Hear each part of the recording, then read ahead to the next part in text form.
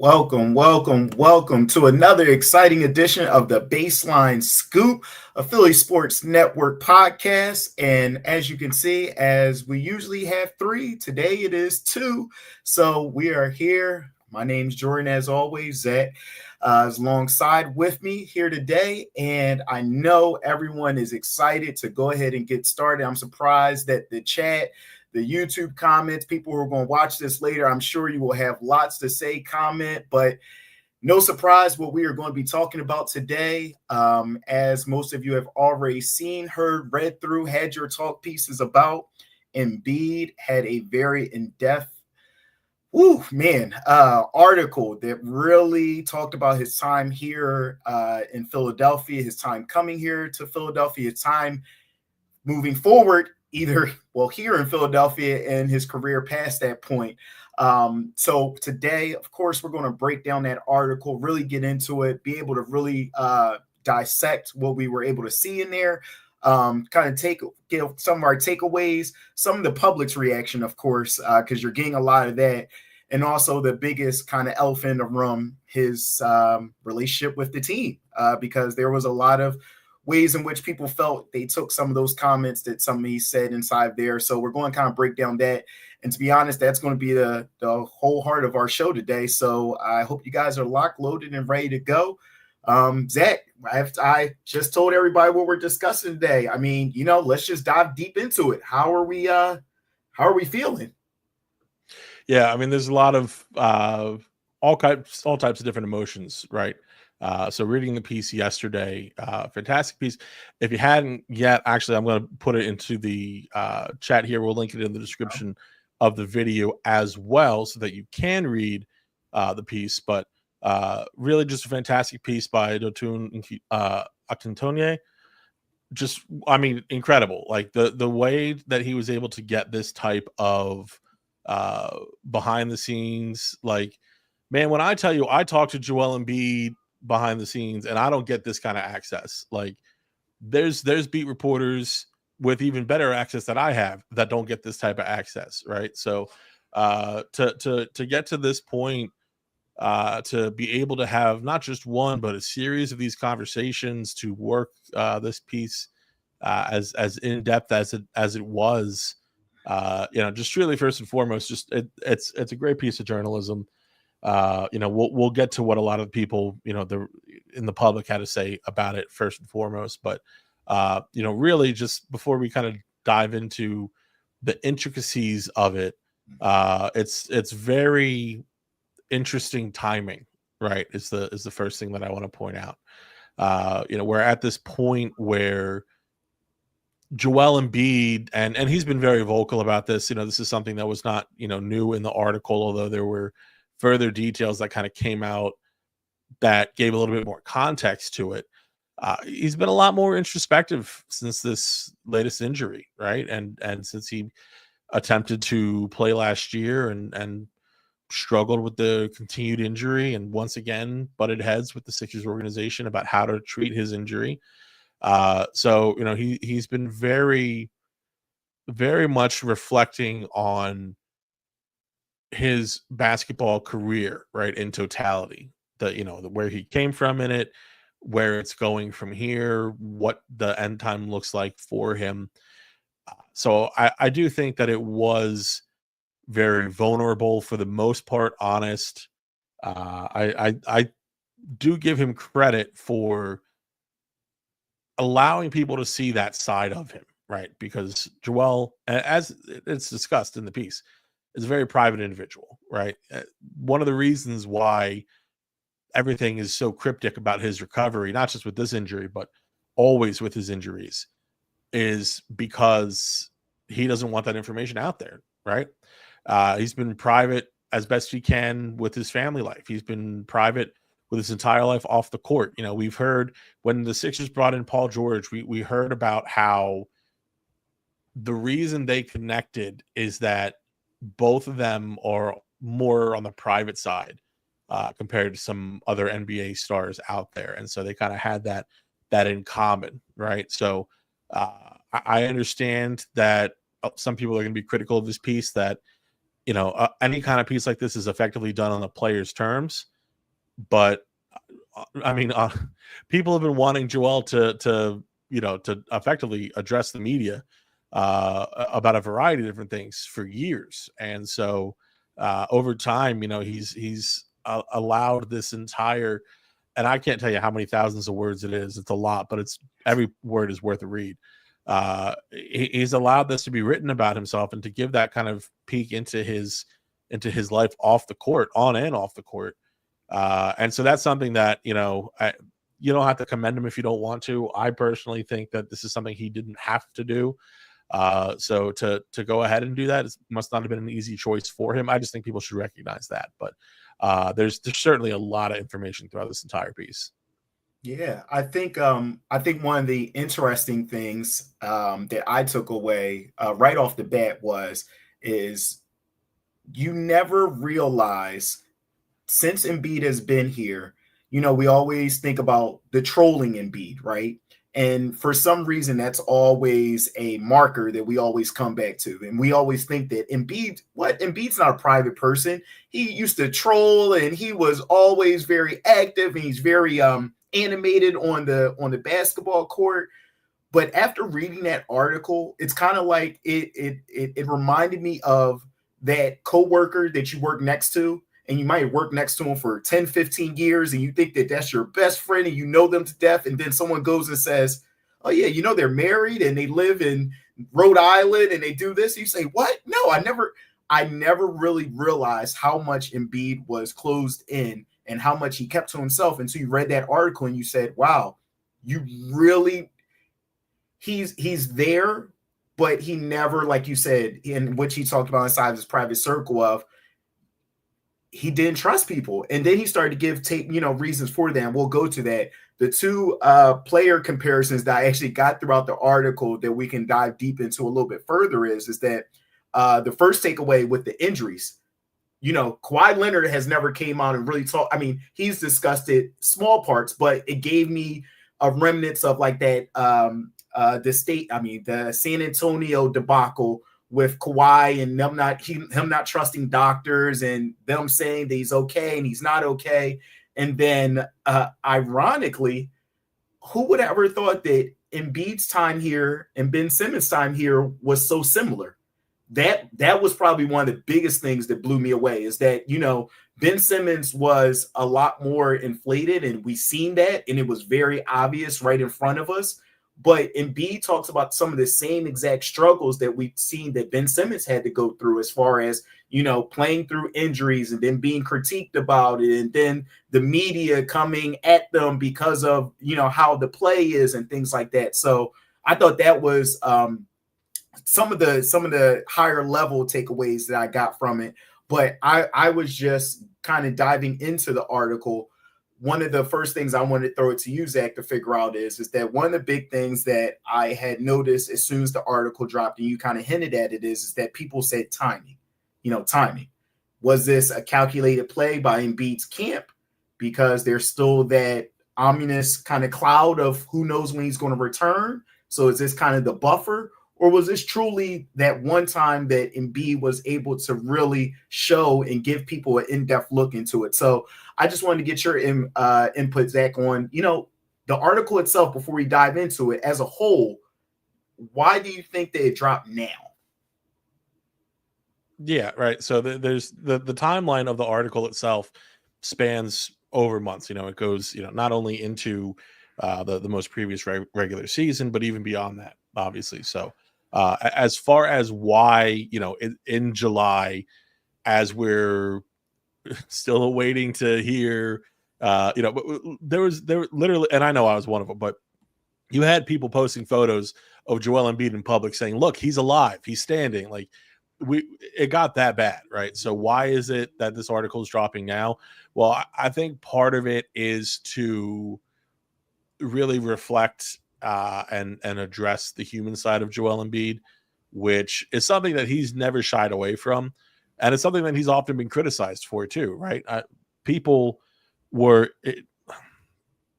incensed isn't the right word. I think you had some in the Philadelphia market who took it as a sign of weakness, but you had a lot of people who were very critical of him about over how emotional he was after the Raptors series, right? Yeah. Whereas my response to that is, do you want the guy to not care? I never really understood that criticism. But Joel, for better or worse, and sometimes it really is for worse, is very clearly human. He wears his heart on his sleeve. We see this throughout games, and there's sometimes where he's maybe a little bit too engaged and out of control because he either puts too much pressure on himself or he's trying too hard to appease the masses, the fan base. I mean, we saw this and when people were accusing him of effectively campaigning too hard to be the MVP, which is another kind of ludicrous thing. Like, of course, Joel Embiid wants to be the MVP of the league. Like, just because Nikola Jokic, would rather farm horses and people find that for some reason charming, doesn't mean that other people aren't allowed to care about being MVP. SGA cares about being MVP, and that's fine. Like, that's a good thing. You want guys to be dedicated to the craft, to love basketball, to want to be good enough to earn personal accolades. Like, everyone wants a finals ring, obviously, but everyone wants to be a great NBA player, right? And that's not something to be critical about. So again, I think a lot of this comes down to really trying to I don't want to necessarily control the narrative, but really showcase something that people tend to lose when they talk about Joel Embiid, especially now, and that is that humanity, right? So at the end of the day, this is a person. We tend to talk about athletes as if they are. I'm trying to think about an inoffensive term, but less than human, we'll say. Like, we tend to think about athletes as if they're there simply for our amusement, and these aren't people who hopefully go home to their loved ones in certain cases, deal with the same happy, sad, angry, otherwise emotions that we all deal with on the day-to-day. And we tend to kind of ostracize them in our own mind because of, well, for one big reason, their paychecks, right? So, this really kind of showcases that is not, it should not be that case. Whereas in addition to it, I think it also tries to give context to Embiid during the recovery process and kind of how he's approached it throughout his career, right? So obviously the current comeback from this injury is something that's a major storyline across Philadelphia. People have questioned how seriously he's taken his health over the years, the general shape of his body. People have criticized him for decisions like the Olympics.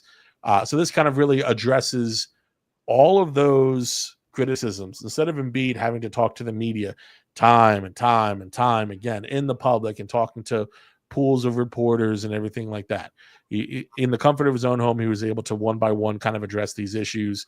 And I think he kind of sees this as almost a tell-all that will last from now until his retirement, effectively. I don't expect him to be this level of transparent, really, again, until maybe he's out of the league. And based on the article, maybe not even then, because it sounds like he kind of just plans on disappearing after he's done in the league. So, all that just to say, I do think that there is some type of, ulterior motive, but I don't think that's necessarily wrong. Like, everyone has reasons for doing what they're doing. Like, no player is just going to give a reporter some major scoop just out of the kindness of their heart, or because they feel like the fans deserve it or whatever. Which is like, it's not that Joel doesn't love and appreciate his fans, but there's a lot of people out there who've kind of treated him like crap, over his entire career. And, we've even seen that with some of the public response. So I think this was done, for the fans who have supported Embiid. I think this is done as a response to the critics of Joel Embiid. And more importantly, I think this is kind of done for the conscience of Embiid himself, right? Just to kind of exhale and get this all kind of off his chest. It's a lot of stuff that weighs on you over time. As the article details, he's been working through therapy for almost a year now. And I think that those discussions, and I think that this discussion to kind of get this all out in the open is just a healthy practice in a general context. So, the timing, I don't think Embiid is necessarily innocent in terms of, this just being coincidentally released now, but I don't necessarily think it's a problem either that it's kind of used to answer some of the questions that people or critiques that people have had over the course of his career. Okay. No, that I think that's definitely fair. So, now that and thank you once again, everybody inside the comments. Definitely let us know how you're feeling about the article. And those who are listening on the YouTube, definitely leave those comments. We do check those afterwards.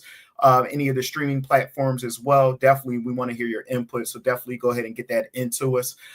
So now I want to kind of get into the meat and potatoes of the article here. So I had a couple of, some of the hotter topics that were discussed there, and I wanted to kind of get your feel for it. And, I think I'm going to come off on the spiciest one, which would be Embiid and leadership. I'll leave it as a bubble of that. That was a overarching kind of theme throughout the article. Embiid, this boy who discovered basketball late, who he speaks about his time in college and saying, he could have been working as a professor somewhere. He did not see himself as this great NBA MVP that he would soon come to be.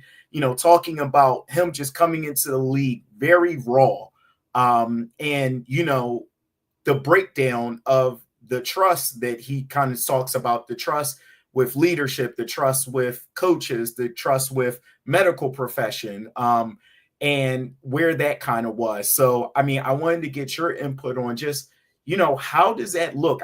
Was that a glimpse at how he currently feels? Is it a glimpse at how he was feeling? The tone of the article kind of left it up to the reader to really digest and really get to know and feel for, how Embiid kind of looks at things. But it's really a question of, is that how he looks at things past, present, future?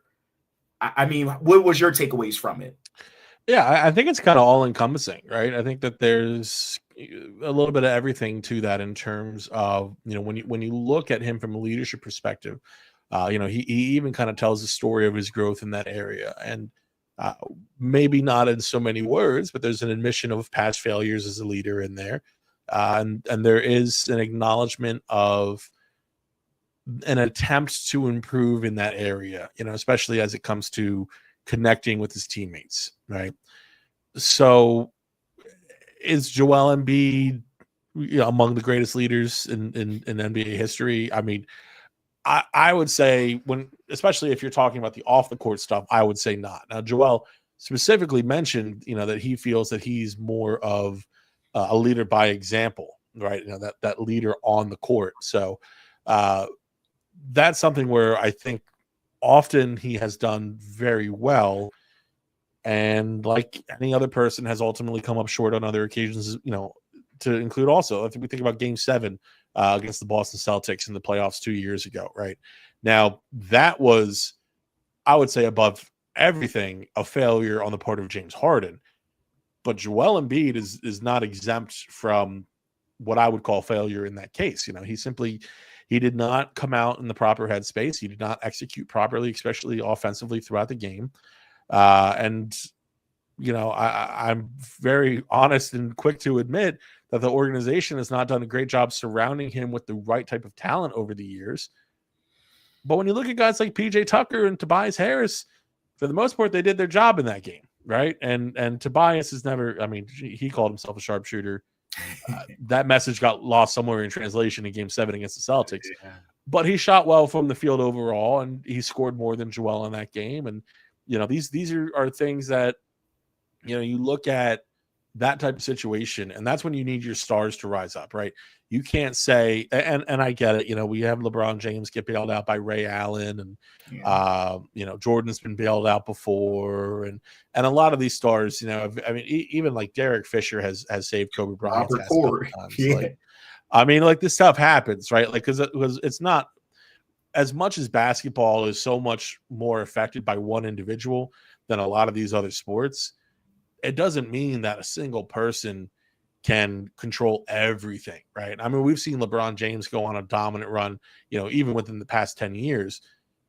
But again, that doesn't mean that you can literally put anything around him and it's going to be that same situation, right? And again, LeBron James is at minimum a top 2 player in the history of the NBA, right? So, not that I'm saying that Joel shouldn't be striving for those heights. I think Joel has been one of the most talented players in NBA history.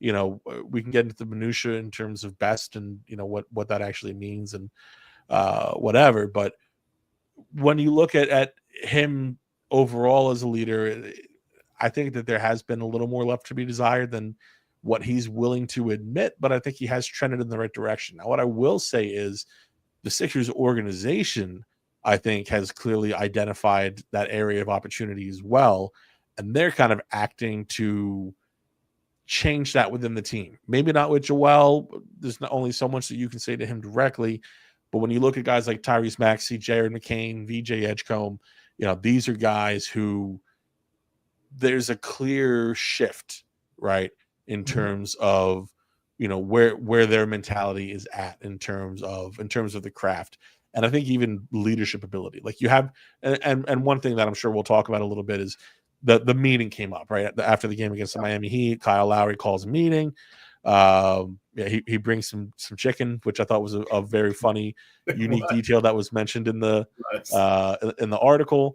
And that's the infamous meeting where Tyrese Maxey challenged Joel Embiid, and that's not even the controversial part.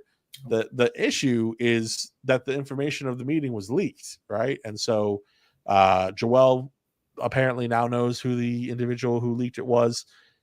I have my educated opinion, although I'm going to leave that out of this conversation, for my own safety. But what I will say is, the way that he addresses in the article is very clear that this is still an issue for him, right? He has deeply rooted trust issues that stem from his childhood even. And he goes into all of that information in the article. So to be, in a sense, backstabbed by one of your teammates, which leaking the details of a players only meeting, I definitely see his point as far as that goes. Not that I condone or disagree with what Tyrese Maxey said in challenging him, but for a person within the organization, I'll leave it at that, to have leaked that information, that's obviously problematic, and I can understand having an issue with that, especially when you consider the fact that, as Embiid effectively confirms in the article, that person is still with the team, right? So I can understand that being an issue. However, his response and talking about, well, maybe I don't even feel like going back to these meetings or anything like that, that's also an issue, and again, I understand that feeling of hurt, but you have to be the guy. And he's been very ready to push Tyrese Maxey into that spot to be that guy. And I think Maxey, to his credit, is that type of leader. But that's not the point. The point is you are Joel Embiid. You are supposed to be the guy. And for you to even acknowledge the fact that, unless you're talking to a person straight up, like if he's talking to the person who leaked that and he said, when you do stuff like that, that makes me not even want to come to these meetings. That's one thing. But for you to kind of put that out in the ether, and this has kind of been the issue of Joel Embiid's career, is that he puts too much stuff out to the ether, that reflects poorly on you. And I think that is an individual case of poor leadership. So I think that it's kind of spanned his entire career and reached various levels of, well, he's been bad and he's better, or then he's worse again. And I don't think Joel Embiid will ever be the leader Philadelphia wants him to be. But I think it is something that he is at least trying to improve on, just on his own terms.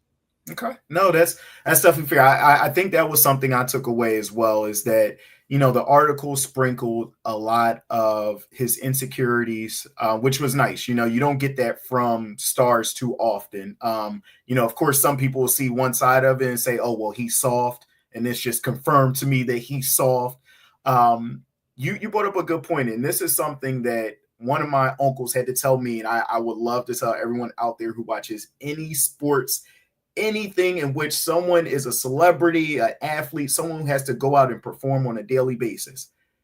I challenge you to say that day that you woke up where you had a headache, or you wanted to take a rain day and watch SVU.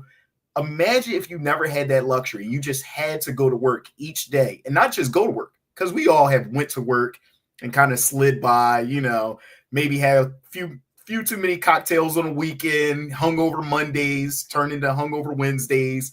But imagine having to go to work and perform at a consistent basis. And, I think that would kind of level set for me as far as expectations with athletes, celebrities, any of those, is that, like you had mentioned before, these are real people at the end of the day. These aren't just, robots that can go out there and just perform. That's just not the reality of it. And I think he was very open about that, about, like you said, in essence, he kind of admitted that he's not going to be that leader, right? He said, my actions on the court will speak louder than the words that will come out of my mouth, which I thought, that's who we've seen Embiid has been, right? He's on the court giving you the DX chop, right? He's giving you that.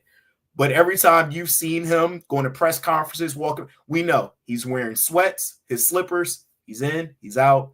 That's all you're getting from him, right? So, what better parallel to show you that in regards to how he really, moves and operates. And I thought another interesting point that I seen inside of there that I wanted to get your intake, your kind of fill on is that, obviously Embiid has had a riddled injury history. That's no secret. You could never have watched basketball in the city of Philadelphia, and that's the one thing you probably will say about Embiid. He's always injured. Now, getting inside those injuries, I think some of the two takeaways that kind of jumped off the screen to me was, or I'll say, two that really jumped off at me. There was a part that mentioned that Embiid coming into an injured, rookie season, an intern was in charge of, that rehabilitation process. That kind of jumped, ding, woo, that's kind of scary. Now, obviously, they didn't really give too much insight into that, but that was a quick little blurb that a lot of people, especially in Philly sports, have kind of taken and went, well, wait, what's going on there? I thought that was something. And then just the part where he said that he got so fed up to the point that he pretty much just said no, and I mentioned earlier about that comparison to Ben Simmons and everything else, but and Kawhi Leonard in essence. But I just wanted to feel kind of your kind of take on some of those things that he was just saying about his medical history and kind of his willing to kind of navigate through that. And even, they did a great job of bringing in and talking about, his being able to work out and rehab and bringing in a team. Sam Hinkie actually putting in place a team for him that ultimately, with the whole trust the process goal kind of got dismantled. But, I feel like he really wanted to get out there and just say, hey, I'm just not an injury player. All of my injuries was because I was playing so hard, an elbow to the face or me going for a ball here. So, what was some of your insights on some of those, his medical history? We'll kind of talk about some of the blurbs that he threw out there. Yeah. So I think for people who remember, and this even goes past, I'm 30, so this goes past my record or time.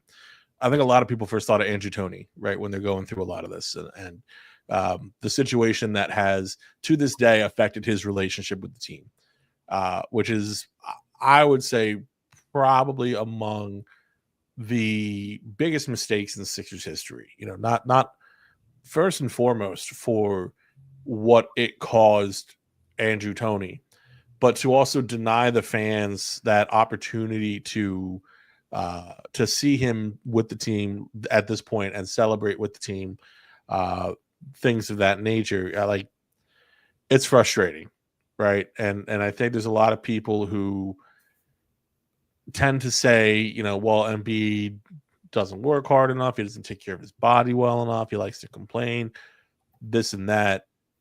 One thing that Embiid was very excited to include in this article is that he was right about that foot injury. And he was right about it not healing properly. And again, and he does kind of allude to this as well.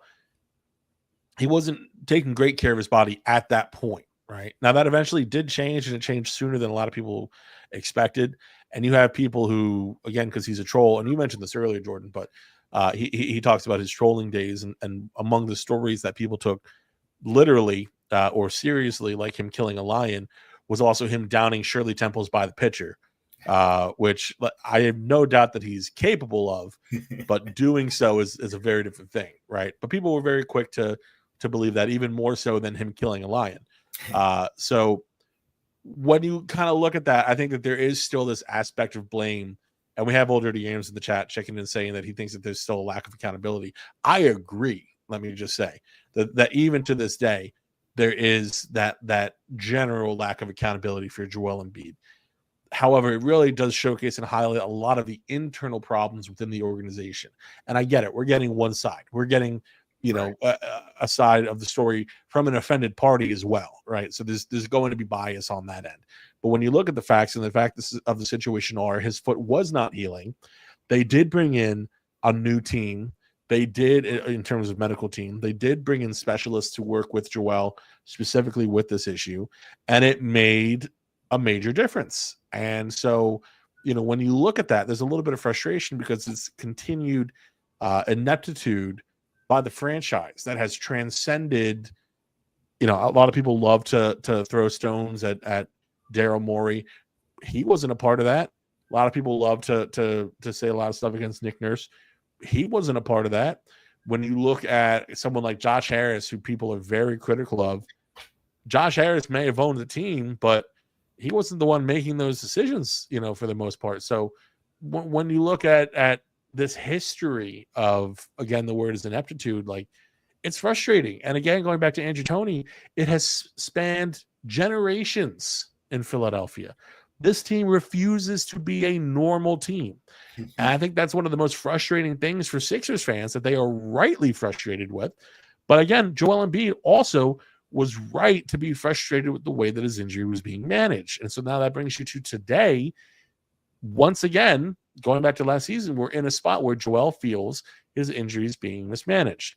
Not only that, but he has this case that he can point to from years ago where he says, I said the same thing back then, and it turned out I was right. So for Philadelphia to try and tell him, well, no, you just have to play through it. You have to stay the course and this and that. Joel's not going to listen to that, especially after this history of being vindicated. So, that's how you come to him having this arthroscopic surgery earlier this year, which could it help? Potentially, but it's a very minor procedure that effectively removes debris within his knee. And it doesn't solve the main problem, which is this is a guy who's walking around without a meniscus trying to play basketball while being over 7 feet and roughly 300 pounds. And he's lost weight, I know, but we're ballparking here. Even still, when you look at that, there is a certain point where I think the Sixers do have their message of you have to learn to play on it is not incorrect, right? Now, I'm not going to sit here and say that their medical team certainly has every diagnosis and treatment plan correct. We can be incredibly critical of their medical team, and I think that's extremely fair, especially when you look at how all of the injuries were managed last season. But for a guy like Joel, maybe the relationship isn't damaged beyond repair in all aspects, but he certainly does not have faith in this organization from a medical standpoint, as shown by the fact that he not once, not twice, or I guess I should say not once, but now twice, has gone out of his way to say, you are wrong. I know my body. This isn't right. And the first time he was proven right. Hopefully the second time he is too. Hopefully the surgery magically fixes him and he's back to his old Joel Embiid self. I don't have a lot of faith in that. That is the hope in some senses that he can return to something like what he was, something close to MVP form. Hopefully Joel Embiid is correct in that regard. I hope the best for him. I hope he has many more dominant years in the future. Unfortunately, that story to me is a little bit of a victory lap that has given him the license to now kind of control his own recovery, which I don't have as much faith in. But that's something that we're not really going to know the answer until the beginning of next season. Yeah, no, I definitely would agree there. I think that going into that, definitely, the injury was like a huge takeaway in regards to some of his issues that he's had.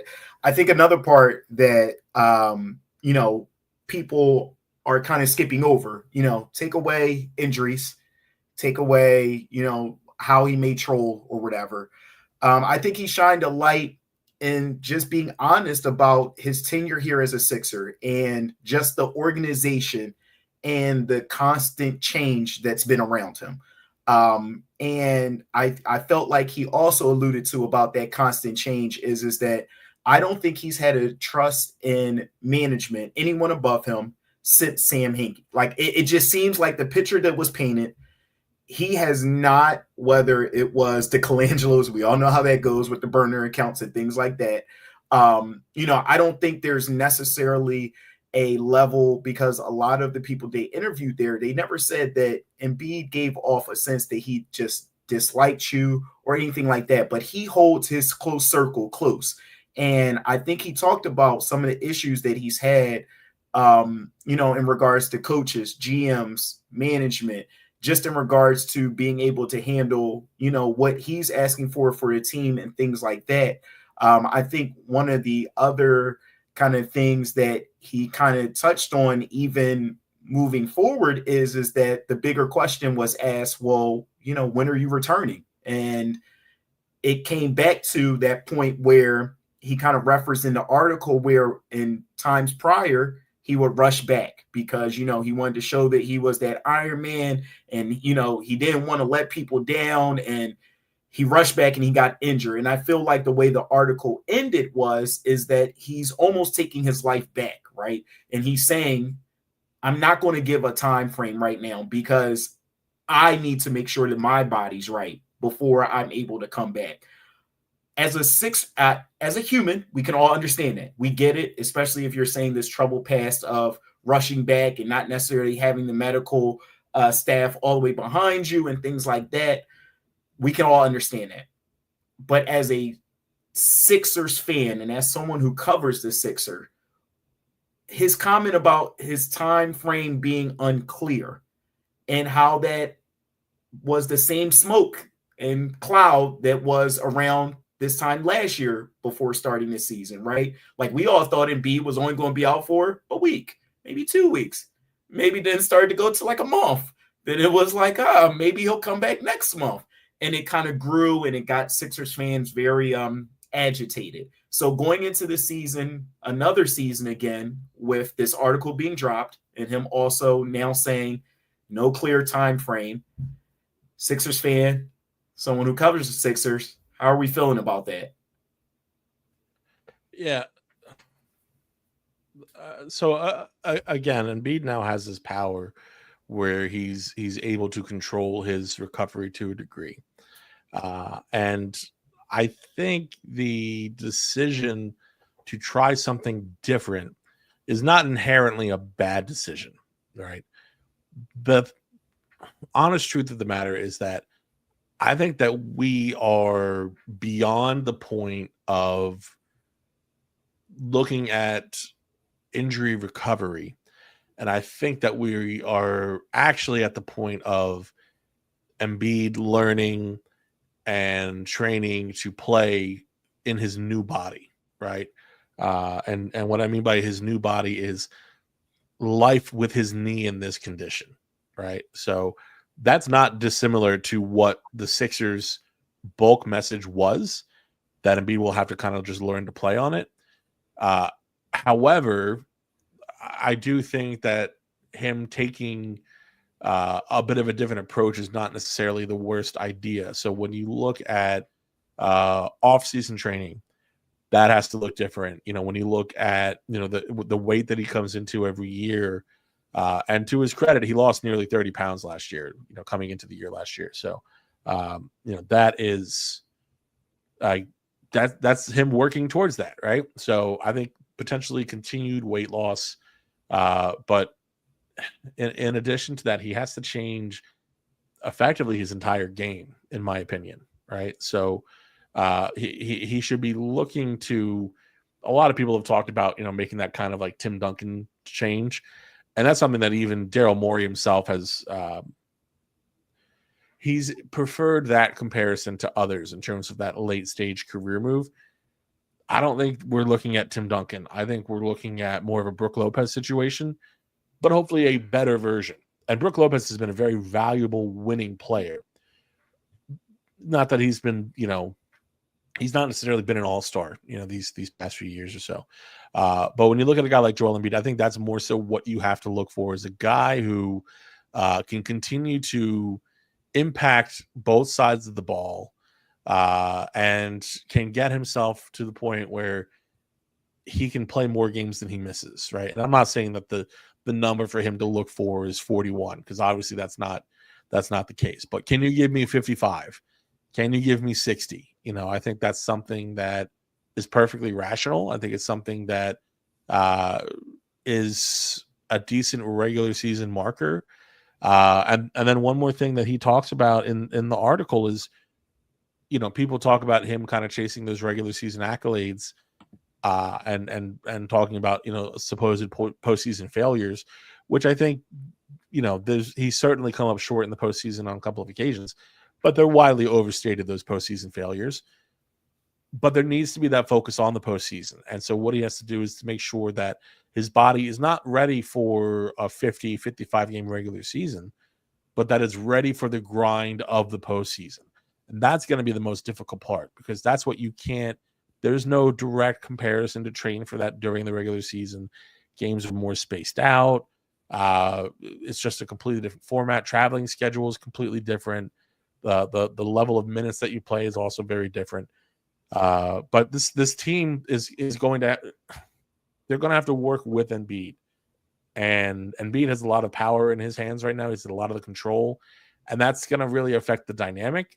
But when you look at other players who have kind of gone through similar situations before, and the player that everyone really compares him to is Kawhi Leonard, right? Who had this most recent surge back to kind of looking like his old self a little bit. You got to do what you can to kind of follow that mold in terms of how Leonard played this past regular season.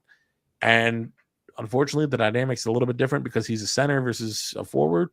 The damage, I think, is more severe, I would assume. I can't say for certain. That's obviously for the medical team to say.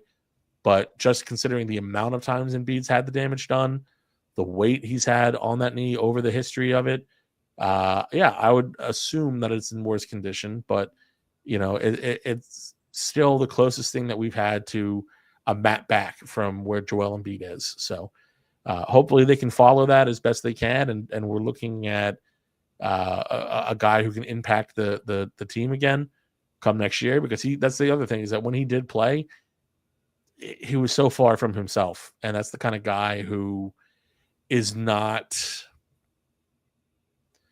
like, that's the kind of guy who's going to be very unhappy and could potentially retire, if I'm being frank, is if he continues to play like he did last year. So this is it's obviously going to be crucial for the Sixers.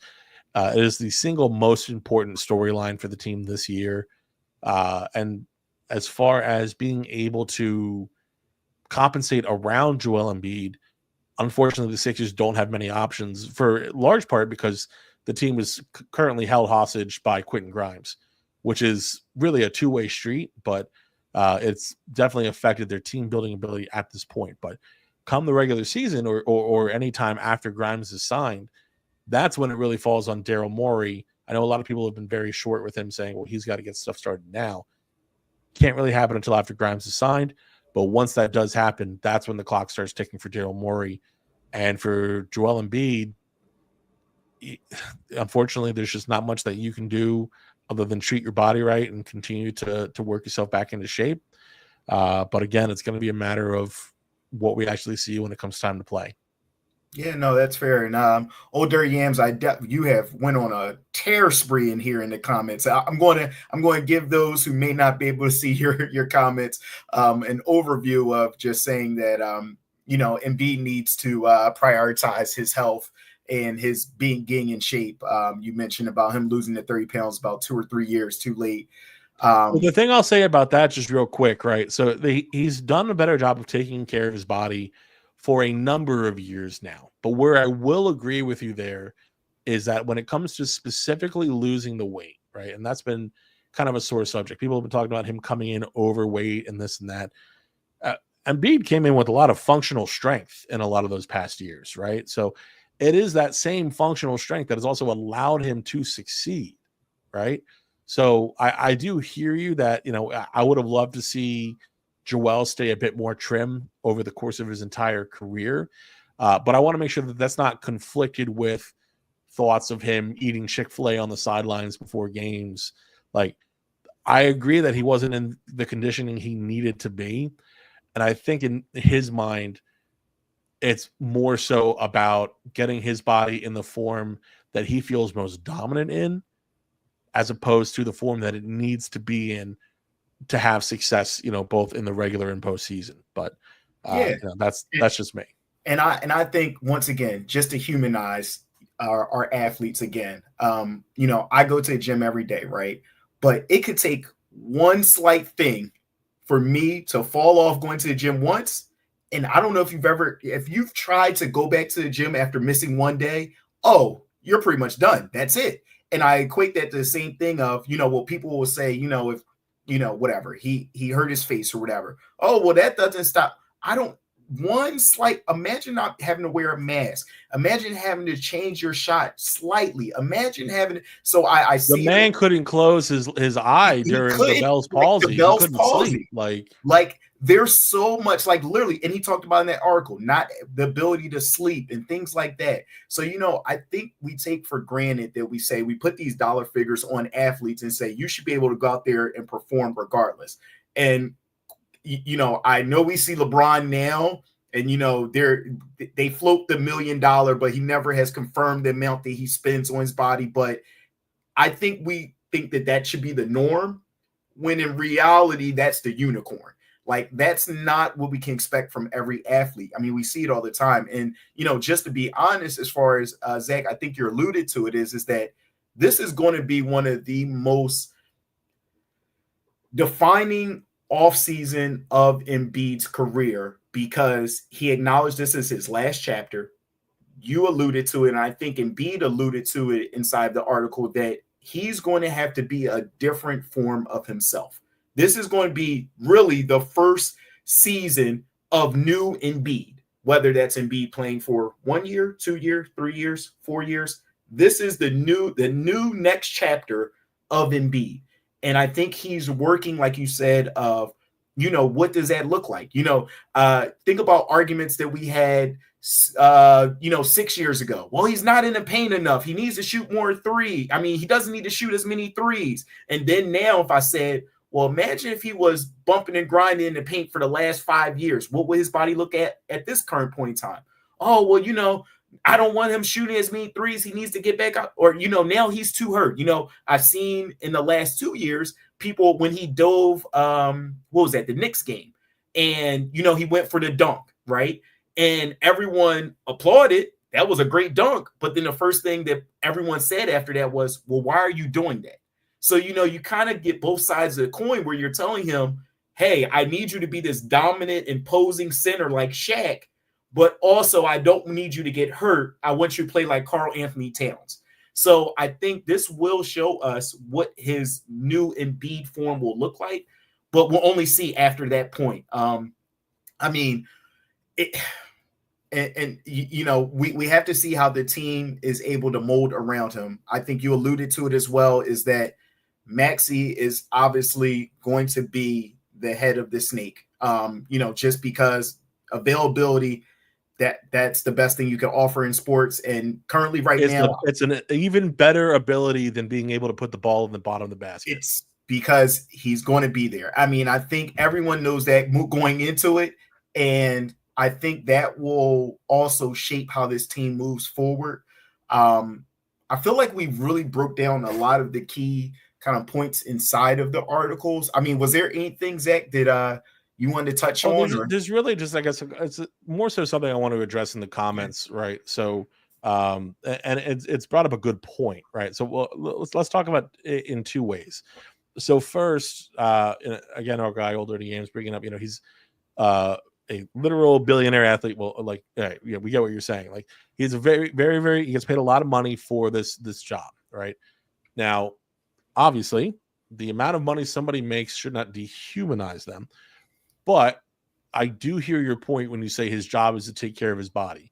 Now, Joel has not always done the most in that area. What his job actually is to do is to win games, right? So whether or not, like when you look at a guy like Allen Iverson, for instance, that's a guy who didn't take care of his body, won a lot of games, and so like you can say like, maybe he could have gone farther if he took better care of his body, but you also don't know that. Like so much of what's happened to Joel over the course of his career is not because of the way that he's kept his body, right?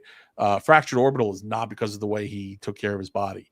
The LCL sprain that he suffered against the Brooklyn Nets is not because of the way he took care of his body. When you look at Bell's palsy, and I'm not trying to make excuses for Joel. That's not my job. My job is just to look at the facts around his time in Philadelphia and report on that accordingly with accuracy, right? So there's a lot of times where I think Joel has fallen short of his job, right? Which you look again, we mentioned Game 7 against the Boston Celtics earlier. We talk about Game 4 against the Atlanta Hawks as an opportunity where he came up short. We talk about Game 6 even against the Boston Celtics. I know that he had a pretty good stat line at the end of the game, but if you watch that game and you watch how he fades towards the end, these are opportunities that we look at and we say there was simply more that Joel Embiid could have done, right?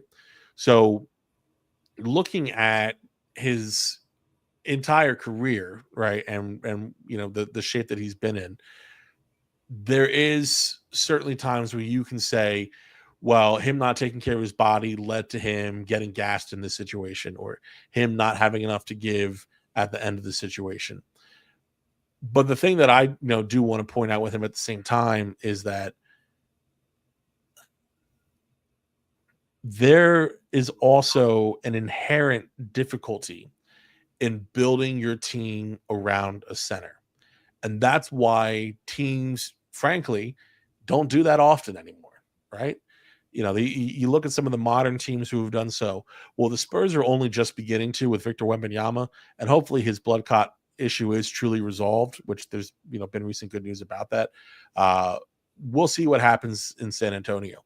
You look at a team like Denver, that's obviously the one that always gets mentioned. You talk about Nikola Jokic, and you even hear some people say, well, why doesn't Jokic deal with these issues? He takes better care of it. Jokic takes terrible care of his body. That's a very big complaint that a lot of people have of Jokic, those who are brave enough to complain about Nikola Jokic publicly.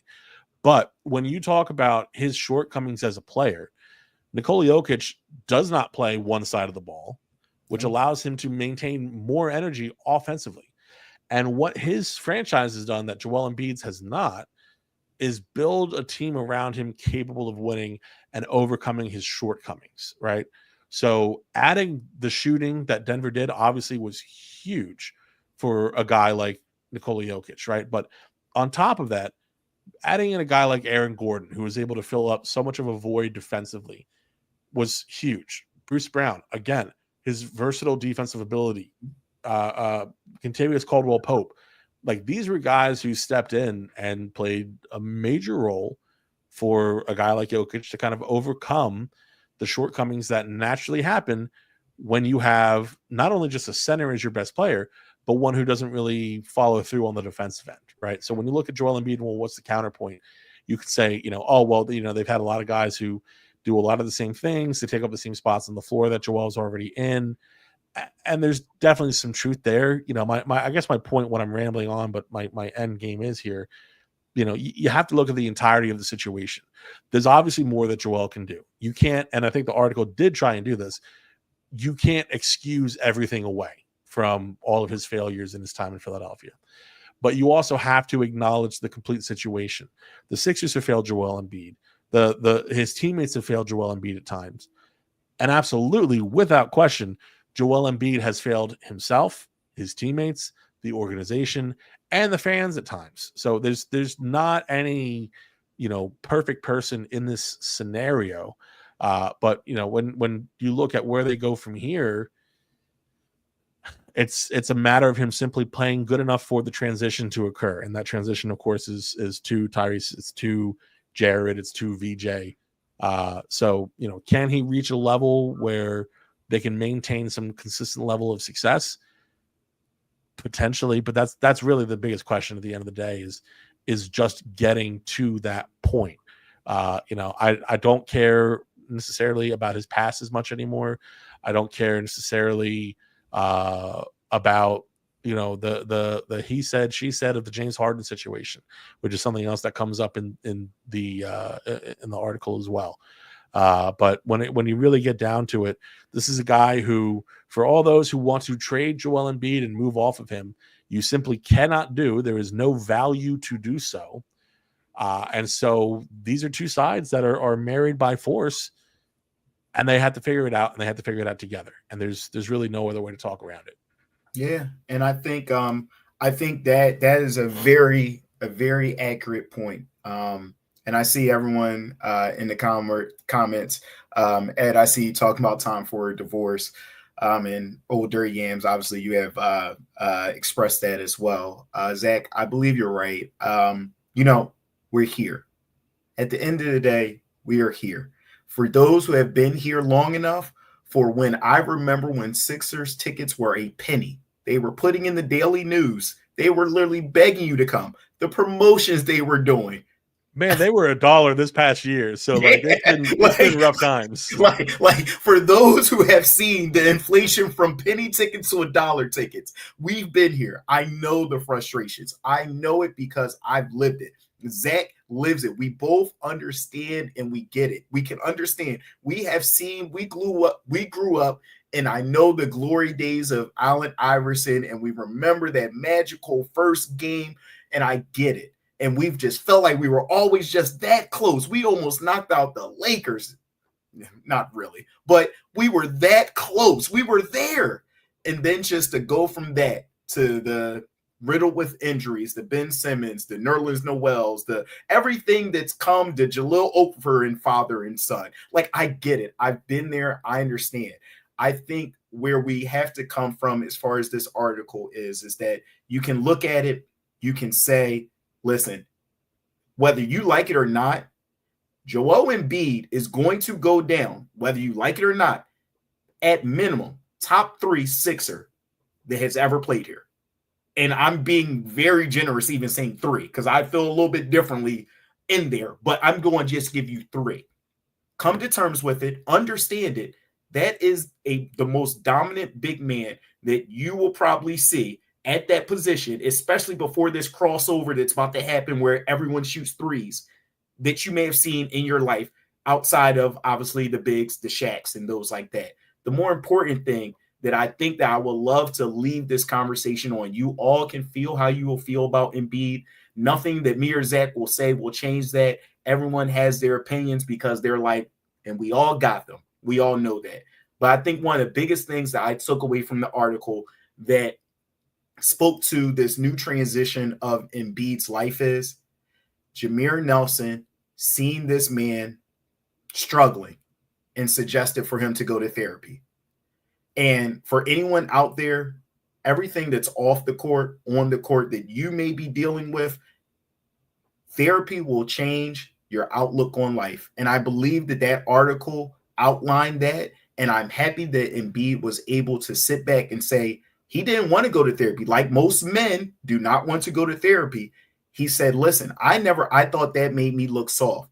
On the other side of him going to therapy, he said that was one of the most important things that he has done in his life. So I think there's something that you can take away from that and saying, listen, we can talk about his accolades. We can talk about what he does on the court, off the court. But at the end of the day, this man is taking the necessary steps in his life to make himself a better person. And hopefully that will transition onto the court. Yeah, I couldn't agree more. I mean, really, this is something that mental health you have to take seriously. And, we've seen cases in Philadelphia, Ben Simmons being a prime example, obviously. And there's a lot of scrutiny that these people face on a daily basis. And there's people are so quick to write it off and say, oh, well, they get paid, millions of dollars to deal with this and that. Again, at the end of the day, we all have pressure that we deal with, from work to family life. Embiid details a lot of, what he's struggled with outside of basketball in this article. And, for someone to, at such a young age, to be at the same time given keys to such opportunity that few people get, while at the same time having to grow up in such a uniquely alone way. I think that there is a lot to respect in terms of that decision to make the decision to go to therapy. And again, shout out to Jameer Nelson, like you said, and to anyone out there. This is stuff that we all deal with. This is not to say that because this is Joel Embiid, it should be treated any different than anyone else. I mean, like, people go through stuff, and people are afraid to accept help more than anything. So for anyone struggling out there, especially a lot of the men out there who, we have that tendency to be stubborn and to I'm speaking for myself, but I know a lot of guys are out there with me, to be hard-headed as we silently struggle through things.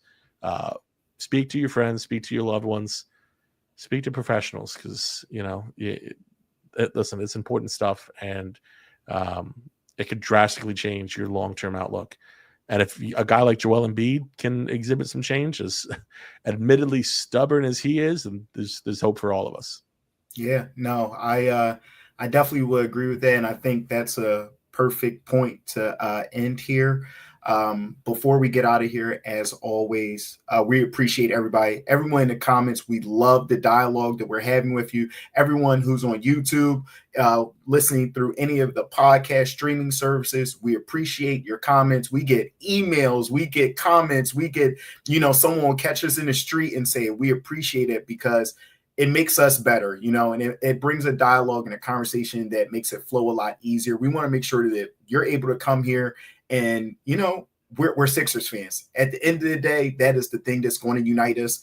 Our frustrations will only draw us and make us stronger, but that's what we're here for. If you haven't done so already, like, subscribe, comment, because that way it'll make it easier. When we go live at 6, you'll get a notification, drop right on live, and you can start interacting with us and any of those platforms. Definitely, like I said, share.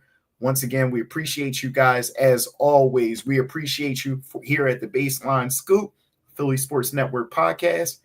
And if nothing more, peace. Show you love.